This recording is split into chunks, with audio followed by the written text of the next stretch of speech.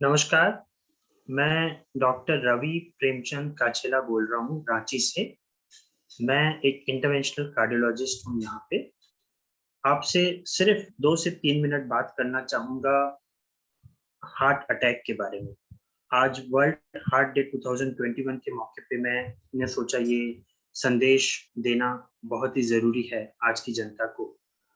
सिर्फ 2-4 चीज़ें बात करूँगा। पहला कि आम जनता जो सोचती है कि हार्ट अटैक क्या होता है, एक लाइन उसके बारे में बोलना चाहूँगा कि हमारा जो हृदय रहता है, हार्ट, वो पंप करके पूरे बॉडी तक ऑक्सीजन युक्त खून पहुँचाता है और हार्ट से एक बहुत बड़ी नस निकलती है पूरे बॉडी को ब्लड सप्लाई देने के लिए।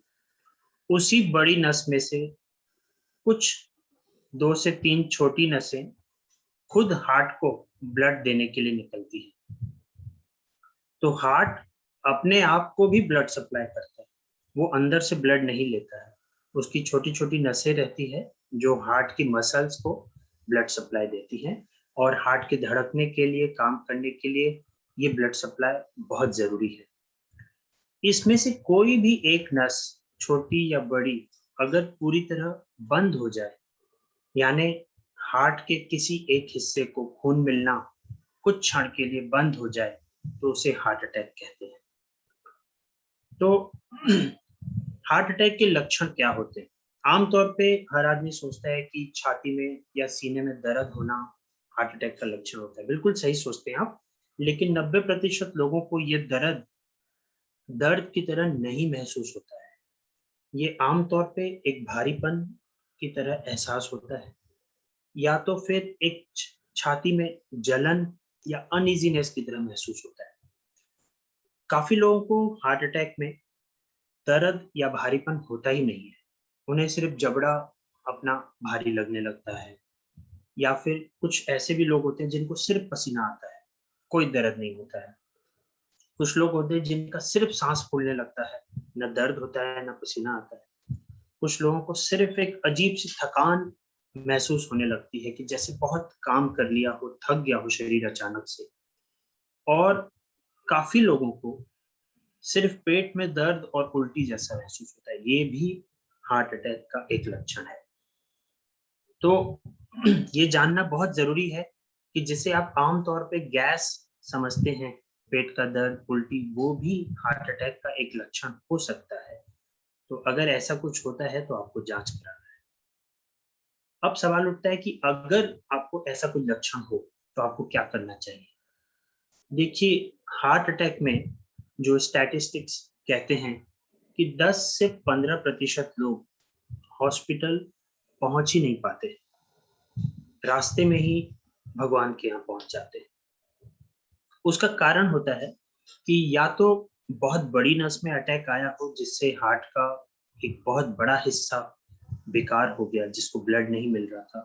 तो ऐसी स्थिति में आदमी जल्दी से हार्ट अटैक के द्वारा स्वर्ग सिधार जाता है या काफ़ी बार हार्ट अटैक में हार्ट की धड़कन इतनी अबनॉर्मल हो जाती है, मतलब धड़कने की गति धक धक धक धक धक धक धक धक इतनी अबनॉर्मल हो जाती है कि कुछ मिनटों में ही आदमी कोलैप्स कर जाता है। तो इसलिए जब भी हार्ट अटैक के जो लक्षण मैंने आपको बताए, ऐसे कोई लक्षण आपको आते हैं, तो आपको जल्दी ही हॉस्पिटल पहुँचना है। मैं आपको कोई भी दवा बाहर लेने की सलाह नहीं दूँगा। अगर आप जानते हैं कि ये 4-5 गोलियाँ हार्ट अटैक में लेनी चाहिए, मैं नाम नहीं लूँगा, तो आप ज़रूर ले लीजिए, लेकिन साथ के साथ उन गोलियों के असर का इंतज़ार मत कीजिए। प्लीज़ नियरेस्ट हॉस्पिटल, ज़रूरी नहीं कि आपको हार्ट के हॉस्पिटल पहुँचना है या फिर ऐसी जगह पहुँचना है जहाँ पे कार्डियोलॉजिस्ट हो।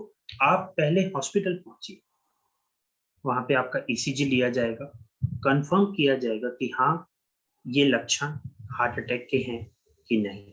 आपका पल्स, ब्लड प्रेशर, आपका ऑक्सीजन, ये सब चेक किया जाएगा।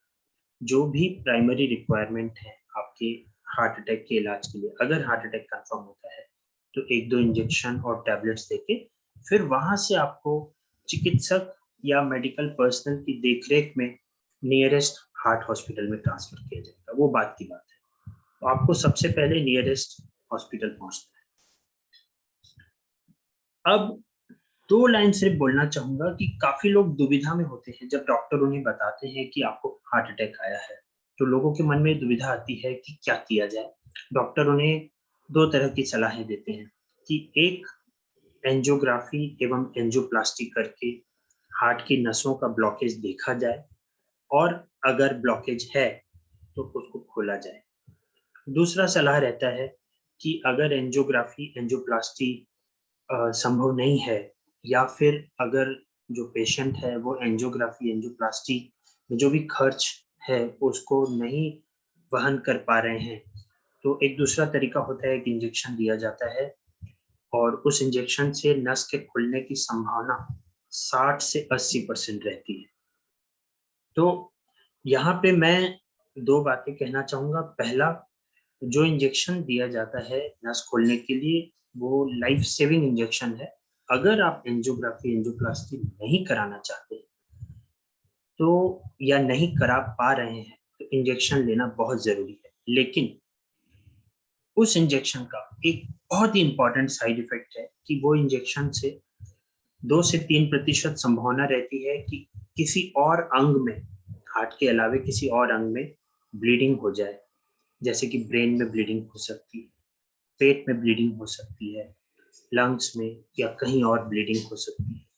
तो ऐसी स्थिति में हम थोड़ा खर्च तो बचा लेते हैं, हार्ट भी शायद खुल जाए, लेकिन कहीं और ब्लीडिंग होने से एक दूसरा लाइफ एंड डेथ का खतरा पैदा हो जाता है। दूसरा इंपॉर्टेंट एस्पेक्ट इस इंजेक्शन का ये है कि इस इंजेक्शन से 60 to 80% ही संभावना है कि हम नस को खोल पाएंगे।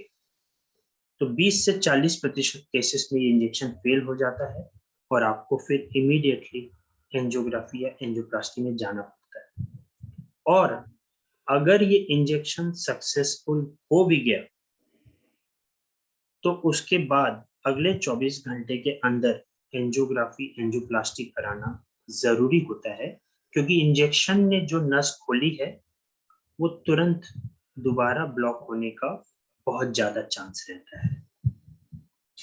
तो अगर आप में सक्षमता है और एंजियोग्राफी एंजियोप्लास्टी कहीं अवेलेबल है आपके नियर बाय जहां आप पहुंच सकते हैं सेफली, तो हार्ट अटैक में हमेशा ये रिकमेंडेड है कि एंजियोग्राफी करके पहले नस के ब्लॉकेज का पता लगाया जाए, फिर उस ब्लॉकेज को, जिस नस में रुकावट आई है उसको एंजियोप्लास्टी से खोला जाए और उसको सेव किया जाए। लास्टली 2 लाइन इस पे कहना चाहूंगा कि काफी लोगों के मन में सवाल आता है कि मुझे हार्ट अटैक हुआ क्यों? मैं तो कुछ ऐसा नहीं करता था, कुछ खराब व्यसन नहीं थे मेरे, कोई बड़ी बीमारी नहीं थी। तो 6 बहुत ही इम्पोर्टेंट आज की तारीख में हमारे रिस्क फैक्टर्स हैं हार्ट अटैक होने के, जिनका आपको कंट्रोल रखना पड़ेगा। सबसे इम्पोर्टेंट है शुगर। जिसको शुगर है, अगर वो शुगर को कंट्रोल नहीं रख रहे हैं या बीच बीच में कंट्रोल नहीं रख रहे हैं तो धीरे धीरे हार्ट की नसों में ब्लॉकेज बढ़ता जाता है और किसी एक दिन ये ब्लॉकेज हार्ट अटैक के रूप में बदल जाता है। दूसरा इंपॉर्टेंट एस्पेक्ट है ब्लड प्रेशर। काफी लोग सालों तक ब्लड प्रेशर की दवाइयां अवॉइड करते रहते हैं कि नहीं नहीं नहीं मुझे नहीं है ब्लड प्रेशर, मैं ऐसे ही ठीक हूँ, मैं नमक कम कर लूंगा, मैं चल लूंगा, मैं गोली नहीं खाऊंगा। इस चक्कर में ब्लड प्रेशर थोड़ा फ्लक्चुएट करते रहता है, कंट्रोल में नहीं रहता है और धीरे धीरे वो हार्ट की नसों में ब्लॉकेज पैदा करता है। तो समय पे ब्लड प्रेशर कंट्रोल करना, शुगर कंट्रोल करना बहुत जरूरी है। तीसरा इंपॉर्टेंट एस्पेक्ट है सिगरेट, बीड़ी या तंबाकू का किसी भी रूप में सेवन करना। ये बहुत ही खतरनाक चीज है। सिगरेट, बीड़ी, तंबाकू एनी रूप में। काफी लोग होते हैं ऐसे जो बोलेंगे कि हम 40 सालों से पी रहे हैं, हमको कुछ नहीं हुआ। तो ऐसा कोई भी आपको गारंटी नहीं दे सकता कि भाई उसको 40 साल में सिगरेट पीने से नहीं अटैक हुआ, आपको एक सिगरेट पीने से नहीं आएगा। एक सिगरेट पीने से भी काफी लोगों को अटैक आ जाता है। कोई आपको लिख के नहीं बोल सकता, आपको अपनी सेहत का ध्यान खुद रखना पड़ेगा।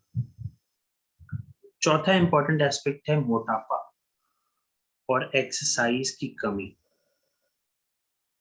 आज की लाइफस्टाइल बन गई है एक्सरसाइज की कमी। लोग समय नहीं निकाल पा रहे हैं 15 से 20 मिनट वॉकिंग करने का, या किसी भी रूप में आप समय नहीं निकाल पा रहे हैं, कोई बात नहीं, अपना गाड़ी थोड़ा दूर पार्क कीजिए, गाड़ी की जगह से ऑफिस की जगह तक पैदल आइए, या फिर सीढ़ियों का प्रयोग कीजिए, किसी भी रूप में वॉकिंग कीजिए, थोड़ा सब्जी लेना चले जाइए। मान लीजिए आप समय नहीं निकाल पा रहे, कोई बात नहीं, आई अंडरस्टैंड, बहुत बिजी लाइफस्टाइल हो गई है। अगर आप मोटापा नहीं भी कम कर पाए, अगर आप रोज चलते रहें, तो भी आप हार्ट अटैक होने की संभावना बहुत कम हो जाती है। लास्टली, जो आज की लाइफस्टाइल का एक अंतर्धान हो गया है, जो रिस्क फैक्टर्स जो नजर नहीं आता लोगों को लेकिन बहुत इंपॉर्टेंट रिस्क फैक्टर्स है, वो है मानसिक तनाव। अगर आप मानसिक तनाव से ग्रसित हैं, किसी भी रूप में चिंता आपको सता रही है, ये चिंता शरीर में ऐसे हार्मोन्स पैदा करती है जो ब्लड प्रेशर भी बढ़ाता है, शुगर भी बढ़ाता है, ब्लॉकेज भी बढ़ाता है। तो तनाव बहुत ही इंपॉर्टेंट एस्पेक्ट है आज की तारीख में हार्ट अटैक होने का। इन पांचों से अगर आप बच सके, प्लीज उनसे बचिए। शुगर को समय पे कंट्रोल कीजिए, ब्लड प्रेशर को समय पे कंट्रोल कीजिए, तंबाकू का किसी भी रूप में सेवन न करें, थोड़ा बहुत रोज चलिए, और लास्टली तनाव से बचिए। बहुत बहुत धन्यवाद।